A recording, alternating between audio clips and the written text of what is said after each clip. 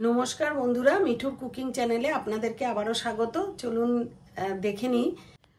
ছোট ছোট লম্বাটে ধরনের কালো যে বেগুনগুলো আছে, ওই বেগুনগুলো আমি নিয়েছি কয়েকটা। তার মধ্যে ভালো করে মাঝখান দিয়ে একদম হাফ হাফ করে, আর কোনোটা একটু বড় যেগুলো 4 ফালি করে কেটে নিয়েছি। এর মধ্যে লবণ, হলুদ আর অল্প একটু জ্যাগেরি পাউডার দিয়েছি, মানে মিষ্টি। আপনারা যে মিষ্টি খান, যেরকম মিষ্টি খান, অল্প একটু মিষ্টি দিয়ে দেবেন, তাহলে কিন্তু বেগুনটা ভালো টেস্টি হবে ভাজার সময়।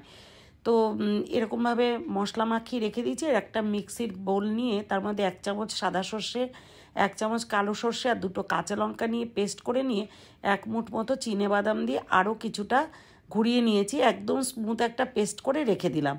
এরপর কড়াইটা গ্যাসে বসিয়ে, কড়াইটা যখন গরম হয়ে যাবে, বেশ কিছুটা সর্ষের তেল দিয়ে দিয়েছি বেগুনগুলো ভাজার জন্য। এই সময় গ্যাসটা কিন্তু মিডিয়াম টু লোতে রেখেই আমি পুরো বেগুনগুলো ভেজেছি এবং ঢাকা দিয়ে ভেজেছি। ঢাকা দিয়ে ভাজলে কি হয়েছে, বেগুনগুলো খুব সুন্দর সফট হয়েছে, অথচ একেবারে ঘেটে যায়নি।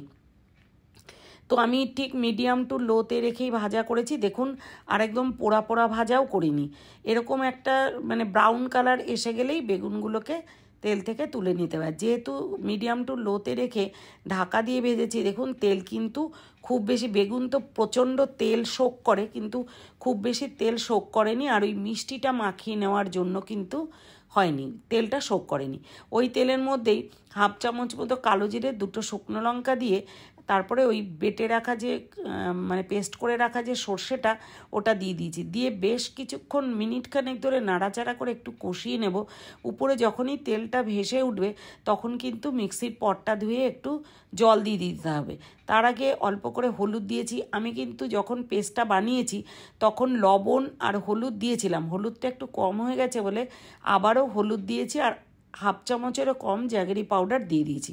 দিয়ে মিক্সির পটটা ধুয়ে জল দিয়ে দিয়েছি। আপনারা যতটা গ্রেভি রাখবেন ঠিক ততটাই জল দেবেন, এর কোনো মেজারমেন্ট আলাদাভাবে কিছু করা নেই। আমি একটু ঝোল ঝোল রেখেছি বলে একটু জলটা বেশি দিয়েছি। বেশ কিছুক্ষণ ঢাকা দিয়ে ফুটিয়ে নেওয়ার পর ভাজা বেগুনগুলো উপর থেকে ছড়িয়ে দিয়েছি। দিয়ে আরও কিছুক্ষণ ফুটিয়ে নিতে হবে এবং উপর থেকে 2টো কাঁচা লঙ্কা চিড়ে দিয়েছি। নামানোর কিছুক্ষণ আগে কাঁচা লঙ্কা দিলে কিন্তু সেন্টটা খুব সুন্দর আসে। তো আমার এই চ্যানেলটা যারা যারা সাবস্ক্রাইব করেছেন তাদেরকে অনেক অনেক ধন্যবাদ। আর যারা এখনও সাবস্ক্রাইব করেননি, সাবস্ক্রাইব করে আমার পাশে থাকবেন।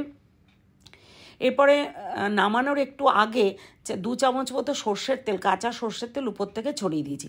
রান্নাটা কিন্তু আমার একেবারেই কমপ্লিট। এবারে সার্ভিং বলে শিফট করে নেব। আপনারা যতটা গ্রেভি রাখবেন ঠিক ততটাই কিন্তু জল দেবেন, আরও একবার বলে দিলাম। তো আমার রান্নাটা কেমন লাগলো জানাতে, কমেন্টে জানাতে একেবারেই ভুলবেন না। Thanks for watching.